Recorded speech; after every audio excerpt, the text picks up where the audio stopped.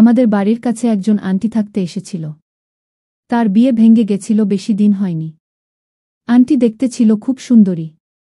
Aunty প্রায় আমার দিকে তাকিয়ে থাকত। তাকে দেখে মনে হতো যে তার মনে কোনো হাসি খুশির চাপ নেই। তিনি সব সময় মন মরা হয়ে থাকতেন। আন্টি যখন আমার দিকে তাকিয়ে থাকত, আমার মনে হতো তিনি অনেক দুঃখ কষ্ট নিয়ে আছেন। আমি আন্টিকে বললাম, আপনার এত দুঃখ কষ্ট কী কারণে? আন্টি তখন আমাকে বলল, তোমার কাছে বললে কি হবে? তুমি কি আমার দুঃখ কষ্ট দূর করতে পারবে? আমি আন্টিকে বললাম, দুঃখ কষ্ট সব কিছু মালিক উপরওয়ালার ইচ্ছেতেই হয়। মানুষের সুখ দুঃখ আর কষ্ট নিয়েই জীবন। তারপর তিনি তার স্বামীর কথা বলতে লাগলেন। তার স্বামী নাকি একজন খারাপ মানুষ ছিল। হঠাৎ বলতে লাগল, আন্টির বাড়িতে বিদ্যুৎ চলে গিয়েছিল। তার ঘরের লাইট নষ্ট হয়ে গিয়েছিল। এই জন্য তিনি আমাকে ডাকল।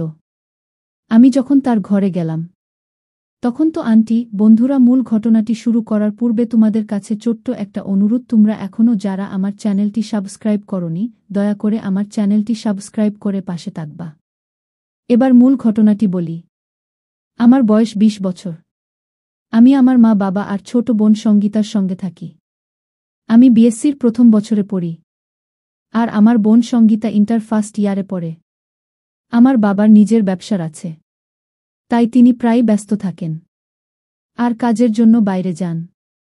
আমার মা বেশিরভাগ সময় বাড়ি সামলান। একদিন আমি পড়তে পড়তে বাড়ি ফিরছিলাম। তখন আমি আন্টিকে দেখতে পেলাম। তিনি কিছুদিন আগে আমাদের এলাকায় এসেছিল। আন্টি তার জিনিসপত্র গুছাচ্ছিল। সেদিন তিনি একটা সুন্দর ড্রেস পরেছিল। আমি আন্টির দিকে তাকিয়ে ভাবছিলাম তিনি কত সুন্দর একজন মানুষ। আর তার স্বামী তাকে ছেড়ে চলে গেল। হঠাৎ মা তখন ডাকল, রাজন, ভিতরে এসে নাস্তা খেয়ে নে। সেখানে মায়ের মিষ্টি গলায় আমার ভাবনা ভাঙল। তারপর আমি বাড়ির ভেতরে গেলাম। সঙ্গীতার সঙ্গে বসে নাস্তা খেতে লাগলাম। ডাইনিং টেবিলে বসে সঙ্গীতার গল্প শুরু করলাম। সে আমাকে তার পড়াশোনা আর কলেজের কথা বলছিল। আমি মন দিয়ে শুনছিলাম। বড় ভাই হিসেবে তার কথা শুনে তাকে পরামর্শ দেওয়া আমার ভালো লাগে। খাওয়ার শেষে সঙ্গীতাকে বললাম, চলো একটু বসে লেখাপড়া করি। আমরা দুজনে চটের উপর বসে পড়তে লাগলাম। আমরা যখন মনোযোগ দিয়ে পড়ছিলাম, তখন দরজায় টোকা পড়ল। মা তাড়াতাড়ি গিয়ে দরজা খুলল। সেখানে বেলি আন্টি দাঁড়িয়ে, মুখে মিষ্টি হাসি। তিনি মাকে হেলো বলে তার সাহায্যের জন্য ধন্যবাদ দিল। আন্টির হাতে একটা মিষ্টির বাক্স ছিল। তিনি মাকে দিয়ে বলল, আমি কিছু সুস্বাদু মিষ্টি এনেছি। আশা করি তোমাদের সবার পছন্দ হবে। তারপর আন্টি আমাকে বলল, রাজন এই মিষ্টি খেয়ে বলল, কেমন লাগল? তখন মা আর সঙ্গীতার সঙ্গে গল্প শুরু করল। আপনি কোথায় এসেছেন? আপনার পরিবার কোথায়? বেলি আন্টি বলল, তার বাবা মা গ্রামে থাকেন। সম্প্রতি তিনি কাছের একটা কলেজে চাকরি পেয়েছেন। তাই এখানে চলে এসেছেন। মা যখন জিজ্ঞেস করল, আপনার বিয়ে হয়েছে? বেলি আন্টি একটু অস্বস্তিতে পড়ল। বলল, আমার বিয়ে হয়েছিল মাত্র 2 বছর আগে। কিন্তু আমার স্বামী বিপুল ভালো মানুষ ছিল না। তাই আমি তাকে ডিভোর্স দিয়েছি। এটা শুনে কোনো আন্টি একটু অস্বস্তি বোধ করল। সঙ্গীতা বিষয়ে পাল্টে জিজ্ঞেস করল, আচ্ছা আন্টি, আপনি টিউশনি পড়ান? বেলি আন্টি তৎক্ষণাৎ বলল, আমি গণিতের টিচার। সঙ্গীতার উৎসাহ নিয়ে বলল, ওয়াও আন্টি, আপনি গণিত পড়ান, এটা তো খুব ভালো। আমি যখন শুনলাম আপনি গণিতের টিচার, তখন মনে পড়ল আমার গণিতে অনেক সমস্যা হয়।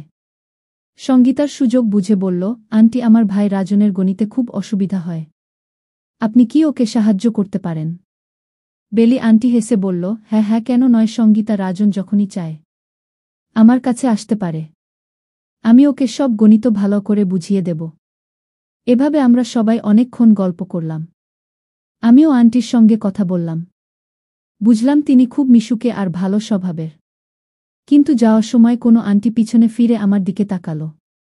আমার মনে কেমন জানি অদ্ভুত লাগল। তিনি বলল, জলদি আসিস রাজন। ঠিক আছে। তার হাসিটা আমার মনে একটা আলাদা ঝড় তুলে দিল। আমি বললাম, ঠিক আছে আন্টি। তারপর তিনি তার বাড়ি চলে গেল। পরদিন আমি আন্টির বাড়িতে যাওয়ার জন্য তৈরি হচ্ছিলাম। আমার মনে শুধু একটাই কথা ঘুরছিল, আন্টির কাছে গণিত পড়তে হবে। আমি মনে মনে ঠিক করলাম পড়ায় পুরো মন দেব। বেলি আন্টির বাড়ির গেটে পৌঁছে বেল বাজালাম। আমার ভয় বেড়ে গেল। কিছুক্ষণ পর গেট খুলল। বেলি আন্টি সুন্দর শাড়ি পরে দাঁড়িয়েছিল। তাকে আজ অনেক সুন্দর দেখাচ্ছিল। তিনি বলল, আরে রাজন, ভিতরে আসো, তুমি এভাবে দাঁড়িয়ে আছো কেন? তার ঘরের ভিতরে গেলাম। বেলি আন্টি আমাকে বসতে বলল, তারপর জিজ্ঞেস করল, তুই কফি খাবি রাজন? আমি হেসে বললাম, হ্যাঁ আন্টি, আমি কফি খাব। কিছুক্ষণ পর বেলি আন্টি কফি নিয়ে এলো। বলল, রাজন, এই নে তোর পছন্দের কফি। আমি কফি খেয়ে বললাম, আন্টি, এত ভালো কফি খাওয়ানোর জন্য ধন্যবাদ। কফি খাওয়ার পর বেলি আন্টি গণিতের পড়ার কথা শুরু করল। তিনি আমাকে বলল, রাজন, আজ গণিত নিয়ে একটু সাধারণ কথা বলি। আন্টি আমাকে কিছু প্রশ্ন করল। আমি তার প্রশ্নের উত্তর দেওয়ার পুরো চেষ্টা করছিলাম। বেলি আন্টি আমাকে পড়ানোর সময় আমি তার কথায় মন দিয়ে শোনার চেষ্টা করছিলাম। আমি তার প্রতিটি কথায় মন দেওয়ার চেষ্টা করলাম। বেলি আন্টি গণিত পড়াতে শুরু করল। আমি কোনোভাবেই পড়ায় মন দিতে পারছি না। আমি বুঝতে পারছিলাম না কিভাবে লেখাপড়ায় মন দেব। আমি বেলি আন্টিকে বললাম, আন্টি, আমি এখন যাই, কাল পড়তে আসব।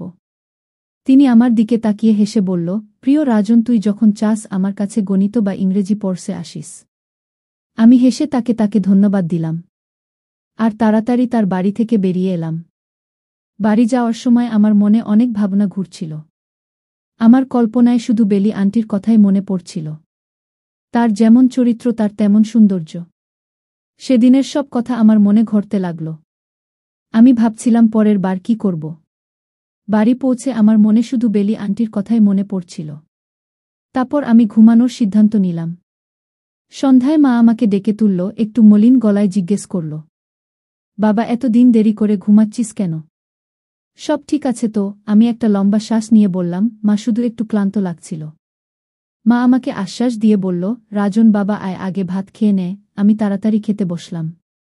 আমার গলা দিয়ে খাবার নামছে না, কারণ বেলি আন্টির কথাই মনে পড়ছে। আমি যেন তার মায়ে পড়ে গেলাম। আমি তার কথা কিছুতেই ভুলতে পারছি না। আমার বোন সঙ্গীতা আগে থেকে সেখানে বসে তার থালা সাজাচ্ছিল। মা খুব সুস্বাদু পায়েস বানিয়েছিল। আমি একটু ভালো বোধ করলাম। সঙ্গীতা আমাকে মলিন দেখে জিজ্ঞেস করল, কি হয়েছে রাজন ভাইয়া? খাবার তো ঠিকই বানানো ছিল, তাই না?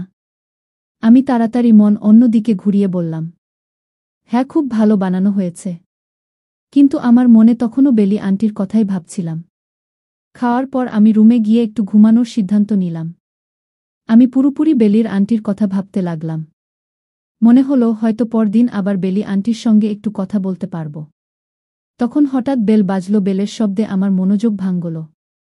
আমি সঙ্গীতাকে বললাম, সঙ্গীতা, প্লিজ গেটটা খুলে দেখো তো কে এসেছে। সঙ্গীতা রেগে বলল, প্রতিবার আমি কেন গেট খুলব? এবার তুমি ভাইয়া যাও, ভাইয়া না যেতে চাইলে বেল বাজাতে দাও। আমি যাব না। তখন রান্নাঘর থেকে মায়ের চিৎকার ভেসে এলো। ওদের দুজনের কি বেলের আওয়াজ শোনা যায় না? কতক্ষণ ধরে গেটের বেল বাজছে। মা বাইরে এসে নিজেরই গেট খুলল। গেটে বেলি আন্টি দাঁড়িয়েছিল। মা জিজ্ঞেস করল, কি হয়েছে বেলি? তুমি এত রাতে কেন এলে? সব ঠিক আছে তো? বেলি আন্টি বলল, আমার বাড়ির লাইট নষ্ট হয়ে গেছে। এখন পুরো বাড়ি অন্ধকার, লাইট জ্বলছে না। আমার লাইট ঠিক করা দরকার। কিন্তু আমার কাছে কোনো ইলেকট্রিশিয়ানের নম্বর নেই। এটা শুনে মা বলল, এত রাতে তো কেউ লাইট ঠিক করতে আসবে না বেলি, তোমার কাল সকাল পর্যন্ত অপেক্ষা করতে হবে। এ কথা বেলি আন্টি একটু মনমরা হয়ে গেল, কারণ রাতভর বিদ্যুৎ ছাড়া সময় কাটানো বেশ কঠিন। তখন সঙ্গীতা হেসে বলল, বেলি আন্টি, আপনি আমার রাজন ভাইকে নিয়ে যান। বেলি আন্টি আমার দিকে তাকালো। আমি বুঝে গেলাম তাকে না করতে পারবে না। আমি বললাম, আপনি চাইলে আমি আপনার সঙ্গে যেতে রাজি আছি। বেলি আন্টি বলল, আরে একদমই রাজন, তুই যদি আমার ঘরের লাইটটা ঠিক করে দিস তাহলে আমার খুব উপকার হবে। বেলি আন্টি অসহায়ের মতো আমার কাছে সাহায্য চাইল। বেলি আন্টি বলল, যদি লাইট ঠিক না হয় তাহলে সারা রাত আমাকে ভয়ে ভয়ে কাটাতে হবে। আমি বেলি আন্টি কথা চিন্তা করে বললাম, ঠিক আছে আন্টি, আমি আপনার ঘরের লাইট ঠিক করে দিব। চলন। আমি বেলি আন্টির সঙ্গে রওনা দিলাম। কিছুক্ষণের মধ্যে আমরা তার বাড়ি পৌঁছে গেলাম। চারদিকে অন্ধকার, কিছুই দেখা যাচ্ছিল না। আমরা দুজনে লাইটের বোর্ডের কাছে গেলাম। আন্টি সুইচ ঘুরালো, কিন্তু কিছুই হলো না। তিনি বললেন, আমি আগেই চেক করে দেখেছি, মনে হয় বোর্ডের তার কোনো সমস্যা আছে। আমি আমার মোবাইলের লাইট জ্বালালাম, বোর্ডের তারগুলো বদলে দিলাম। লাইট জ্বলে গেল। আলো দেখে বেলি আন্টি আমাকে ধন্যবাদ দিলেন। বলল, ভাই রাজন, তুমি সত্যিই অসাধারণ। তুই না থাকলে আমি লাইট অন করতে পারতাম না। আমি বেলি আন্টি, এবার আমি বাড়ি যাই। তিনি বললেন, আরে এভাবে চলে যাবে? আগে কফি খেয়ে যাও। তারপর তার মিষ্টি গলা আমাকে থামিয়ে দিল। আমি কফি খাওয়ার জন্য থেকে গেলাম। আমি খুব ভালো লাগলো যে বেলি আন্টি আমার কথা ভাবছিল।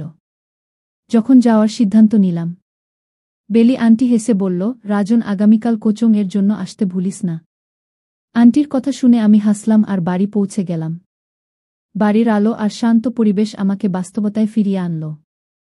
আমি ভাবলাম, এবার পড়াশোনায় মন দিতে হবে। সেই রাতে আমি বেলি আন্টির কথা ভাবতে ভাবতে গভীর ঘুমে চলে গেলাম। পরদিন ঠিক করলাম, সকালে তাড়াতাড়ি উঠে বেলি আন্টির বাড়ি কোচিং করার জন্য যাব। আমি আমার সব বই তুলে নিয়ে বসে ভাবতে লাগলাম। বেলি আন্টি আড়ির দিকে যত এগোচ্ছিলাম আমার অস্থিরতা তত বাড়ছে। না, আমি কোনো আন্টির গেটের বেল বাজালাম আর দাঁড়িয়ে দরজা খোলার অপেক্ষা করতে লাগলাম। আমি ভাবছিলাম কখন বেলি আন্টি ঘরের দরজা খুলবেন, তখন আমি তাকে দেখতে পাব। কিন্তু অনেকক্ষণ অপেক্ষা করার পরেও গেট খুলো না। কিছুক্ষণ পর ভাবলাম হয়তো বেলি আন্টি কোথাও বাইরে গেছেন।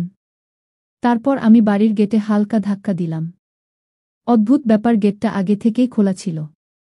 এটা দেখে আমার মনটা একটু খারাপ হয়ে গেল। আমি বাড়ির ভেতরে প্রথম পা রাখলাম। দেখলাম বাড়ির ভিতরের পরিবেশ একদম শান্ত। আমি আস্তে আস্তে বাড়ির ভেতরে গেলাম আর জোরে ডাকলাম, বেলি আন্টি, আপনি কোথায়? কিন্তু কোনো উত্তর এলো না। আমার পা আস্তে আস্তে বেলি আন্টির ঘরের দিকে এগোতে লাগল। তার ঘরে পৌঁছাতেই আমার রাজন এক মুহূর্তের জন্য থেমে গেল। বেলি আন্টির ঘরের দরজা খোলা ছিল। তিনি তার বিছানায় শুয়ে ঘুমাচ্ছিল। হয়তো তিনি দরজা থেকে লক করতে ভুলে গেছেন। হয়তো তার খেয়ালই ছিল না যে আমি তার ঘরে চলে এসেছি। দরজার আওয়াজ শুনে বেলি আন্টি চোখ হঠাৎ খুলে গেল। তিনি তাড়াতাড়ি উঠে বসলা। আমাকে দেখল যে আমি তার ঘরের তালা লাগিয়ে দিয়েছি। তখন তিনি আমায় জিজ্ঞেস করলেন, আরে রাজন, তুমি ঘরের দরজা তালা দিচ্ছ কেন? আমি বললাম, আপনি হয়তো ভুলে গেছেন দরজায় লক করতে। যদি আজ আমি এখানে না আসতাম, তাহলে তো আপনার ঘরের জিনিসপত্র চুরি ডাকাতি হয়ে যেত। বেলি আন্টি তখন বলল, বাহ রাজন, দেখছি অনেক বুদ্ধি আছে। তিনি একটু অজানার ভান করে বলল, কি হয়েছে রাজন? তুই আজ খুব তাড়াতাড়ি চলে এসেছিস।